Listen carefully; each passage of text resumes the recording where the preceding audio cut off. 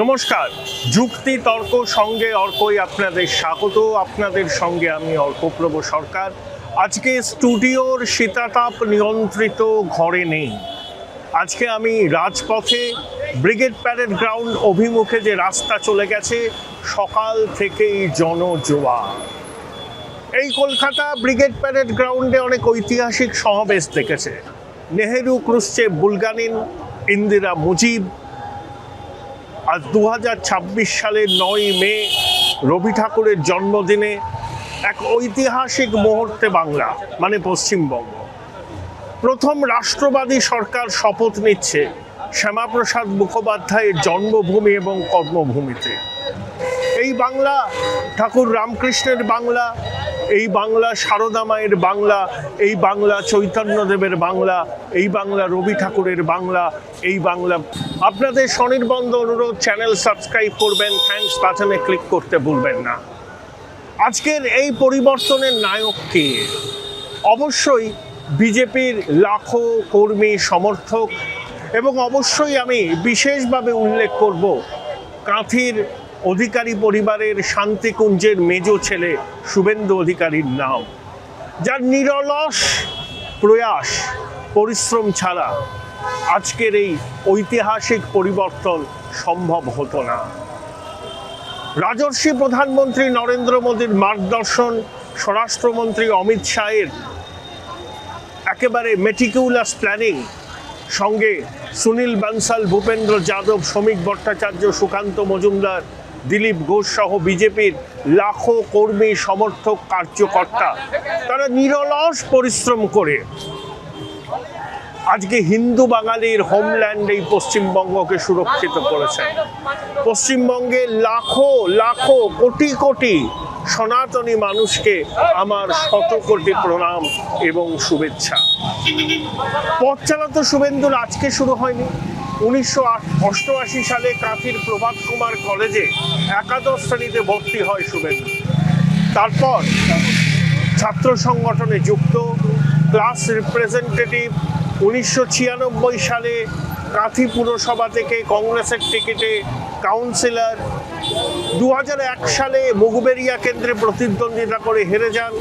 2004 সালে লক্ষণ শেঠের কাছে তমলুক কেন্দ্র থেকে পরাজিত হন, কিন্তু হাল ছাড়েননি। 2006 সালে কাঁথি দক্ষিণ কেন্দ্র থেকে জিতে বিধায়ক হন।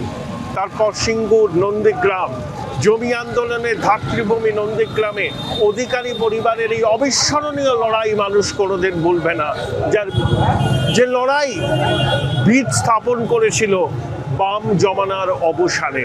2009 লোকসভা নির্বাচনে তমলুক কেন্দ্র থেকে লক্ষণ শেঠকে বিপুল ভোটে পরাজিত করা, 2014 সালে তমলুক কেন্দ্র থেকে আবার হারানো, এবং 16 সালে নন্দীগ্রাম থেকে জিতে বিধায়ক হলেন। তারপর রাজ্যের মন্ত্রী।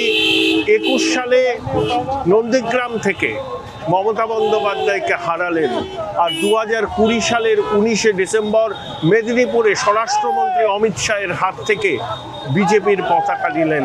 আর 26শে ভবানীপুর এবং নন্দীগ্রামে মমতা বন্দ্যোপাধ্যায়কে হারিয়ে আবার প্রমাণ করলেন শুভেন্দু অধিকারী তিনি বাঘের বাচ্চা।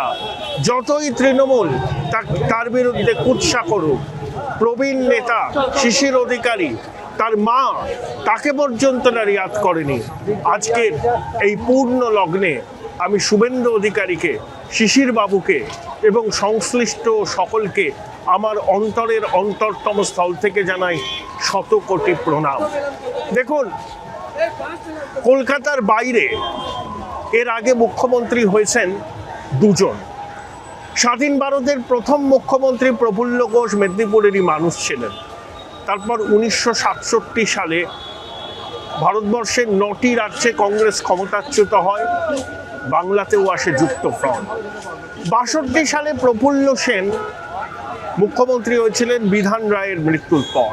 তারপর অভূতপূর্ব খাদ্য সংকট, তখন লেভি রেশনিং চালু করেছিলেন মুখ্যমন্ত্রী প্রফুল্ল সেন। তখন বলা হয়েছিল, প্রফুল্লবাবু বলেছিলেন যে ভাত নয়, রুটি খান, আলু খান আর কাঁচকলা খান। তাকে তখন বলা হয়েছিল কাঁচকলা মন্ত্রী। 67 সালে অজয় মুখার্জি মেদিনীপুরের ভূমিপুত্র, প্রথমে তমলুক কেন্দ্র থেকে পরে আরামবাগের গান্ধী হিসাবে পরিচিত প্রফুল্ল সেনকে নিজের কেন্দ্রে হারিয়েছিলেন। অজয়বাবু প্রফুল্ল সেন মন্ত্রিসভায় সেচ মন্ত্রী ছিলেন। কি অদ্ভুত সমাপতন দেখুন, শুভেন্দু অধিকারীও 2016 সালে সেচ মন্ত্রকের দায়িত্বে কিন্তু ছিলেন পরিবহন এবং পরিবেশ মন্ত্রকের পাশাপাশি। অর্থাৎ অজয় মুখার্জি মেদিনীপুরের ভূমিপুত্র, তিনি 1967 সালে তমলুক কেন্দ্র থেকে জিতেছিলেন। একই সঙ্গে প্রবাদ প্রতিম নেতা আরামবাগের গান্ধী হিসাবে যিনি পরিচিত ছিলেন সেই প্রফুল্ল সেনকে আরামবাগে হারান। আর শুভেন্দু অধিকারীকে দেখুন, নন্দীগ্রামে জিতলেন এবং ভবানীপুরে হীরক রানীকে তার খাস তালুকে হারালেন। এবং শুভেন্দুও কিন্তু 2016 সালে যখন মন্ত্রী হন সেচ মন্ত্রকের দায়িত্ব ছিলেন। এক অদ্ভুত সমাপতন। মেদিনীপুরের মাটির ঐতিহ্যই আলাদা। গৌরবোজ্জ্বল পশ্চিম মেদিনীপুর, মেদিনীপুর অবিভক্ত মেদিনীপুর, মাতঙ্গিনী হাজরার মাটি। এখানে অনেক বীর স্বাধীনতা সংগ্রামী জন্মগ্রহণ করেছিলেন।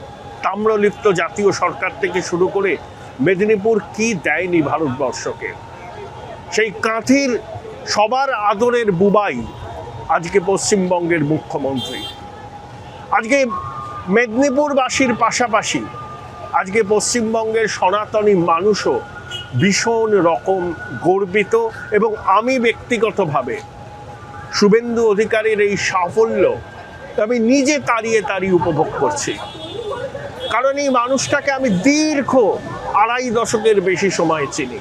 একেবারে ডাউন টু আর্থ, সহমর্মী, বিপদে আপদে মানুষের পাশে দাঁড়াতে শুভেন্দুর কোনো জুড়ি নেই। এবং একই সঙ্গে দল মত নির্বিশেষে আর্ত দুস্থ মানুষের পাশে শুভেন্দু অধিকারী দাঁড়ান। কেন্দ্রীয় স্বরাষ্ট্রমন্ত্রী অমিত শাহ পর্যবেক্ষক হিসাবে এসেছিলেন, কিন্তু শুভেন্দু অধিকারীকে পরিষদীয় দলনেতা নির্বাচন কার্যত সর্বসম্মতভাবে হয়েছে। শুভেন্দু অধিকারীর পালকে এক নতুন মুকুটে এক নতুন পালক যুক্ত হলো। বলেছেন আমি নয়, আমরা সবাই মিলে চলবো। এবং যে যে প্রাতিষ্ঠানিক দুর্নীতি হয়েছে সেই দুর্নীতির তদন্ত হবে। এবং একই সঙ্গে আয়ুষ্মান ভারত থেকে শুরু করে যে সমস্ত কেন্দ্রীয় প্রকল্পের সুবিধা পশ্চিমবঙ্গের মানুষ পায়নি, সেই প্রকল্পগুলোর সুবিধা পশ্চিমবঙ্গের মানুষ পাবে। ঈশ্বর পরিত্যক্ত বঙ্গদেশে বিনিয়োগের খরা কাটবে। এই রাজ্য বৃদ্ধাবাসে পরিণত হয়েছিল। আশা করি শুভেন্দু অধিকারীর নেতৃত্বে রাজর্ষি প্রধানমন্ত্রীর মার্গদর্শন এবং কেন্দ্রীয় স্বরাষ্ট্রমন্ত্রী অমিত শাহের গাইডেন্স নিয়ে বাংলায় ডবল ইঞ্জিন সরকার আমাদের ন্যাশনাল মেনস্ট্রিমের সঙ্গে যুক্ত করবে। সব কেন্দ্রীয় প্রকল্প চালু হবে, অন্নপূর্ণা ভাণ্ডার চালু হবে, পরিকাঠামোয় উন্নয়ন হবে। উন্নয়নের অমৃত কুম্ভ থেকে বিন্দু বিন্দু জিডিপি এবার ঈশ্বর পরিত্যক্ত বঙ্গদেশে পড়বে। আমরা আশাবাদী এক নতুন যুগের দোরগোড়ায় আমরা দাঁড়িয়ে আছি। বাঙালি হিন্দুকে আর মুখ লুকোতে হবে না। তারা সনাতনী, তাদের আবেগ, তাদের বিশ্বাস, তারা সেটাকে এক্সাক্ট করতে পারবেন। গর্ব সে বলো हम হিন্দু হ্যাঁ। 80% হিন্দু, মানে 100টার মধ্যে 80 জন হিন্দু এবার ভারতীয় জনতা পার্টিকে ভোট দিয়েছেন। যে 49টা বিধানসভা কেন্দ্র আছে যেখানে হিন্দুরা 80%-এর বেশি, প্রত্যেকটি আসনে বিজেপি জয়লাভ করেছে। অতীতে এই হিন্দু অধ্যুষিত অঞ্চলে বিজেপির এই সাফল্য কিন্তু আমরা দেখিনি।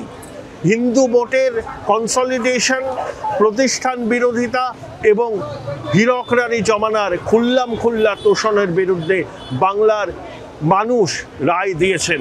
9 মে 2026 পশ্চিমবঙ্গের দ্বিতীয় স্বাধীনতা দিবস। 1947 সালের 20শে জুন ডক্টর শ্যামাপ্রসাদ মুখোপাধ্যায় যে পশ্চিমবঙ্গে তৈরি করেছিলেন পশ্চিমবঙ্গ আইনসভায় পশ্চিমবঙ্গ গঠনের পক্ষে ভোটাভুটি হয়েছিল, ডক্টর মেঘনাথ সাহা, জ্যোতিবাবু, রতনলাল ব্রাহ্মণ, ডক্টর শ্যামাপ্রসাদ মুখোপাধ্যায়, বিধানচন্দ্র রায়, সবাই কিন্তু পশ্চিমবঙ্গ গঠনের পক্ষে ভোট দিয়েছিলেন।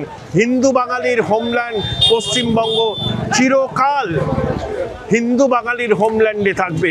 হিন্দুদের আর মাথা নিচু করে চলতে হবে না। গর্ব সে বলো হাম হিন্দু হ্যায়। জয় শ্রীরাম, ভারত মাতা কি জয়। জয় শ্রীরাম, ভারত মাতা কি জয়। ভারত মাতা কি জয়।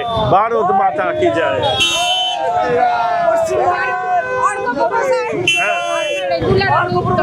বোলপুর শহরের কোলাহল থেকে মাত্র 20 মিনিট দূরেই রয়েছে সুন্দর রিসর্ট, যেখানে পেয়ে যাবে স্পেশিয়াস আর এস্থেটিক্যালি ডিজাইন রুম। তোমরা যারা গ্রুপে যাও তাদের জন্য আছে কমফোর্টেবল গ্রুপ স্টে অপশন, আর কাপলদের জন্য রয়েছে লাক্সারিয়াস সুইট রুম, তার উপর আবার ফ্ল্যাট 10% অফ। এখানে প্রকৃতির মাঝে তোমরা পেয়ে যাবে একটা সুন্দর সুইমিং পুল, ছোটদের জন্য প্লে এরিয়া আর একটা এস্থেটিক সেলফি কর্নার।